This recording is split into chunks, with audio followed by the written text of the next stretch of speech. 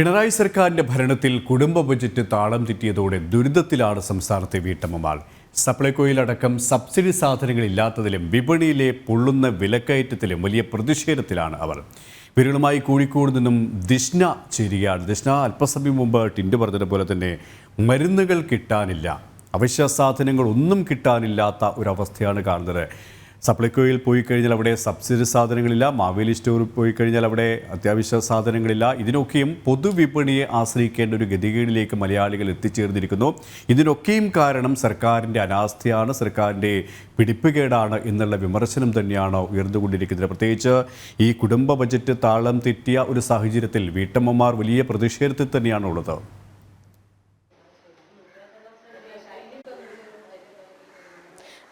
തീർച്ചയായും KP സൂചിപ്പിച്ചതുപോലെ തന്നെ കുടുംബ ബജറ്റ് താളം തെറ്റുന്ന ഒരു കുടുംബ ബജറ്റ് താളം തെറ്റുന്നതിൻ്റെ ഒരു പ്രതിഷേധത്തിൽ തന്നെയാണ് വീട്ടമ്മമാരുള്ളത്. ഞാനിപ്പോൾ നിൽക്കുന്നത് കോഴിക്കോട് ജില്ലയിലെ കാമ്പുറം എന്ന പ്രദേശത്താണ്. അവിടുത്തെ വീട്ടമ്മമാരുടെ പ്രതികരണങ്ങൾ നമുക്ക് ചോദിക്കാം.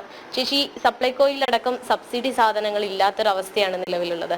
അപ്പോൾ ആവശ്യത്തിന് സാധനങ്ങൾ ലഭ്യമാവുന്നില്ല. സാധനം വാങ്ങുവാനായി സപ്ലൈകോയിൽ പോകുന്നു, മടങ്ങി വരേണ്ട അവസ്ഥ.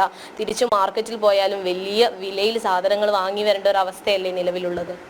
അതെ, തീർച്ചയായിട്ടും അത് തന്നെയാണ്. ഞങ്ങൾ സാധാരണക്കാർ, അതായത് പാവങ്ങൾ കഷ്ടപ്പെടുകയാണ്. എന്താ ചെയ്യേണ്ടതെന്ന് അറിയാതെ എത്രയോ പ്രാവശ്യമായി മാവേലിയിൽ പോയിട്ട് തിരിച്ചു മടങ്ങി വരികയാണ്. സാധനങ്ങളില്ല, ഒരു സാധനമോ രണ്ട് സാധനം, അതിൽ കൂടുതലില്ല. ഞാൻ മെനയാന്ന് പോയിട്ടുള്ളത് ഒരു വെളിച്ചെണ്ണ മാത്രമേ ഉള്ളൂ സബ്സിഡിയുള്ള, വേറെ എല്ലാത്തിനും അതിയായ വിലയാണ്. ഒരു സാധനങ്ങളും ഇല്ല. ഞങ്ങൾ തിരിച്ച് വരികയാണ്. ഞങ്ങൾ ഒരുപാട് വീട്ടുകാർ ഇങ്ങനെ കഷ്ടപ്പെടുന്നുണ്ട്. ഈ ഭാഗത്ത് തന്നെ, ഈ പ്രദേശത്ത് തന്നെ ഒരുപാട് വീട്ടുകാർ ഇങ്ങനെ ഉണ്ട്. ഈ കാരണത്താൽ ബുദ്ധിമുട്ടുണ്ട്, വിലക്കയറ്റം. അതുകൂടാതെ പെൻഷൻ കിട്ടാത്തവർ അമ്മമാർ അത് കുറേ ഉണ്ട്. അങ്ങനെ ഒരുപാട് കാര്യങ്ങൾ നമ്മൾ ഇത്രയും കഷ്ടപ്പെടുന്നൊരു സാഹചര്യം ഇന്ന് വരെ ഉണ്ടായിട്ടില്ല. ഇത്രയും കാലമായിട്ട് അത്രയും ബുദ്ധിമുട്ടിലാണ് ഈ പ്രദേശത്തുള്ളവർ. തീർച്ചയായും KP സൂചിപ്പിച്ചതുപോലെ തന്നെ സബ്സിഡി സാധനങ്ങൾ അടക്കം ലഭ്യമാവാത്തൊരവസ്ഥ. ചേച്ചി പറഞ്ഞു, മിനിയാന്ന് സപ്ലൈകോയിൽ പോയിട്ട് പോലും തിരിച്ചു വരേണ്ടി വന്നു, തുടർന്ന് മറ്റു മാർക്കറ്റുകളെ ആശ്രയിക്കേണ്ടി വന്നു. നമ്മൾ മാസത്തോളമായി പെൻഷൻ കിട്ടാത്ത ഒരു കാര്യമുണ്ട്.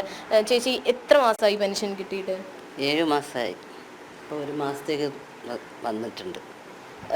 7 മാസത്തോളം പെൻഷൻ കിട്ടാത്ത ആളുകൾ, പെൻഷൻ ഉപജീവന മാർഗമാണ്, അതുകൊണ്ടല്ലേ? അതെ അതെ, ഉപജീവന മാർഗമാണ്. ഭർത്താവ് മരിച്ചുപോയി, പിന്നെ ആൺകുട്ടികളില്ല, പിന്നെ ഞാൻ പെൻഷൻ കൊണ്ടാണ് ജീവിക്കുന്നത്. KP ഇവർ സൂചിപ്പിച്ചതുപോലെ തന്നെ കുടുംബ ബജറ്റ് താളം തെറ്റുന്ന ഒരു അവസ്ഥയിലാണ് നിലവിലുള്ളത്. ഇത്തരത്തിൽ പെൻഷൻ ലഭ്യമാവുന്നില്ല, അതുപോലെ സബ്സിഡി സാധനങ്ങൾ ലഭ്യമാവുന്നില്ല. അപ്പോൾ വീട്ടിലെ കാര്യങ്ങളൊക്കെ നടക്കാൻ കുറച്ച് ബുദ്ധിമുട്ടല്ലേ ചേച്ചി? തീർച്ചയായിട്ടും ബുദ്ധിമുട്ടാണ്. പിന്നെ അതുകൂടാതെ ഞങ്ങളൊക്കെ കടലിൽ പണിയെടുത്ത് ജീവിക്കുന്നവരാണ്. കടലിലും അതിയായ മീനില്ലാത്തതിൻ്റെ പ്രശ്നങ്ങളാണ്. എത്രയോ മാസങ്ങളായിട്ട് ഇവിടെയുള്ള വള്ളം വഞ്ചി എന്ന് പറയുന്നത് അവരാണ് കടലിൽ പോണ, അതൊന്നും പോവാറേ ഇല്ല എല്ലാവരും. അപ്പോൾ അതുമൊക്കെ ബുദ്ധിമുട്ടാണ്. കടലിൽ പോയി എന്തെങ്കിലും കിട്ടിയിട്ട് വേണം നമുക്ക് ഇങ്ങനെ ചെയ്യാനൊക്കെ. അപ്പോൾ ഇത്രയും നല്ല ഒരു ആഘോഷം, അതായത് വിഷു വരുന്നുണ്ട്, പെരുന്നാൾ വരുന്നുണ്ട്, എല്ലാത്തിനും ബുദ്ധിമുട്ടാണ്. സാധനങ്ങൾക്കും തീ പിടിച്ച വില. കുട്ടികൾക്ക് എന്തെങ്കിലും ഡ്രസ്സൊക്കെ നമ്മൾ വാങ്ങി ഒന്ന് പുതിയ ദിനത്തിലിടാനുള്ള അങ്ങനെയുള്ള ഒരു കാര്യങ്ങളും നമുക്ക് ചെയ്യാൻ പറ്റാത്ത ഭയങ്കര സങ്കടത്തിലാണ് ഞങ്ങളിപ്പോൾ. KP ഇവർ സൂചിപ്പിച്ചതുപോലെ തന്നെ വലിയ ആഘോഷ പരിപാടികളൊക്കെ, വിഷു അടക്കമുള്ള ഉത്സവ ദിനങ്ങളൊക്കെ വരാൻ പോവുകയാണ്.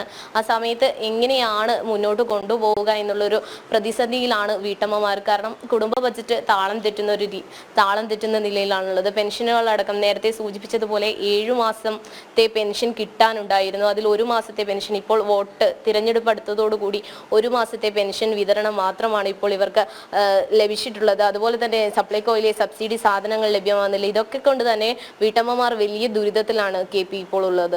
ദിഷ്ണ, നേരത്തെ അവർ പറഞ്ഞതുപോലെ തന്നെ ഈ വിഷു വരികയാണ്, ഇപ്പോൾ പെരുന്നാൾ കാലമാണ്, ഈസ്റ്ററടക്കം കഴിഞ്ഞുപോയി. ഇപ്പോഴും ഈ മാവേലി സ്റ്റോറിലും സപ്ലൈകോയിലും അടക്കം ഈ ഒരു സീസണിലെങ്കിലും, ഈ ഉത്സവ കാലത്തെങ്കിലും സാധാരണയായിട്ട് സാധനങ്ങൾ എത്താറുണ്ട്, പ്രത്യേകിച്ച് ഈ സബ്സിഡി സാധനങ്ങളൊക്കെയും. പക്ഷേ ഇപ്പോൾ ആ ഒരു സാധനങ്ങൾ പോലും ഈ സപ്ലൈകോയിലടക്കം കിട്ടാനില്ലാത്തൊരവസ്ഥയാണ്. പക്ഷേ സാധനങ്ങൾ എത്തിക്കുമെന്ന് ഭക്ഷ്യവകുപ്പ് മന്ത്രി അടക്കം ആവർത്തിക്കുമ്പോഴും സാധനങ്ങൾ കിട്ടാനില്ല എന്നുള്ള യാഥാർത്ഥ്യം. നേരത്തെ ആ വീട്ടമ്മ പറഞ്ഞതുപോലെ തന്നെ സാധനങ്ങൾ വാങ്ങിക്കാൻ പോയി തിരിച്ചു വരേണ്ട ഒരവസ്ഥയാണ് ഉണ്ടാകുന്നത്.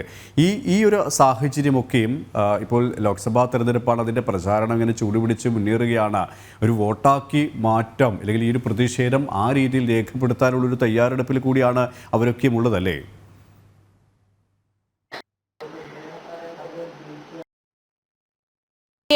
കെ പി സൂചിപ്പിച്ചതുപോലെ തന്നെ തിരഞ്ഞെടുപ്പ് കാലം അടുക്കുന്നു. തിരഞ്ഞെടുപ്പ് കാലം അടുക്കുമ്പോൾ മാത്രം വാഗ്ദാനങ്ങളുമായി കുടുംബത്തിൽ വോട്ട് തേടി വരുന്ന ആളുകളാണുള്ളത്. അതുപോലെ തന്നെ പിണറായി സർക്കാരിന്റെ ഈ ദുർഭരണത്തിനെതിരെ പുതിയൊരു വോട്ട് ചെയ്യാൻ പുതിയൊരു ഭരണാധികാരിയെ തിരഞ്ഞെടുക്കാൻ അല്ലെങ്കിൽ കേന്ദ്ര ഭരണം വരണമെന്നുള്ള ഒരു ആഗ്രഹമുണ്ട്.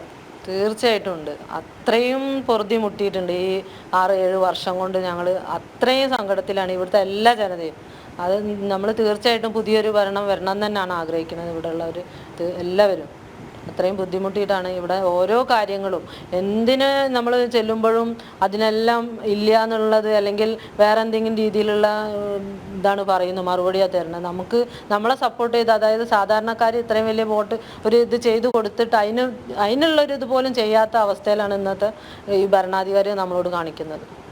തീർച്ചയായും കെ പി സൂചിപ്പിച്ചതുപോലെ തന്നെ തിരഞ്ഞെടുപ്പ് വരികയാണ്. അപ്പോൾ അവരൊക്കെ തന്നെ ഉറച്ച തീരുമാനത്തിലാണ്. ഇനി വോട്ട് ചെയ്യുന്നുണ്ടെങ്കിൽ തങ്ങൾക്ക് അനുകൂലമായി അല്ലെങ്കിൽ തങ്ങൾ ആഗ്രഹിക്കുന്ന രീതിയിൽ പ്രവർത്തിക്കുന്ന ഭരണാധികാരികൾക്ക് വോട്ട് ചെയ്യണം എന്നൊരാഗ്രഹത്തിൽ തന്നെ.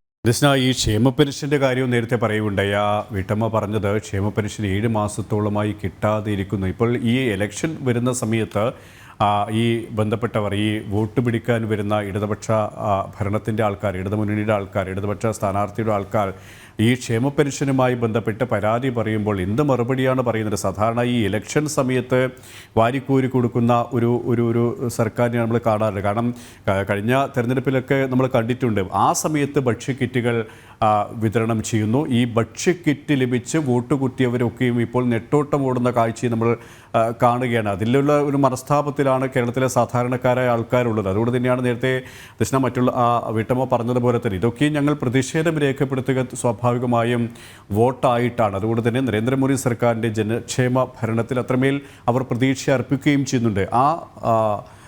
ക്ഷേമ പെൻഷൻ കിട്ടാത്ത ആ അമ്മയുടെ അക്കാര്യം ഒന്നുകൂടി ചോദിക്കാമെന്ന് തോന്നുന്നു. കാരണം ഈ വോട്ട് അഭ്യർത്ഥിച്ചു വരുന്ന ഈ ഇടത് സ്ഥാനാർത്ഥിയുടെ ആൾക്കാർ ഈ കാര്യങ്ങൾ പറയുമ്പോൾ അവരെ ഏത് തരത്തിലുള്ള മറുപടിയാണ് നൽകുന്നതെന്ന്.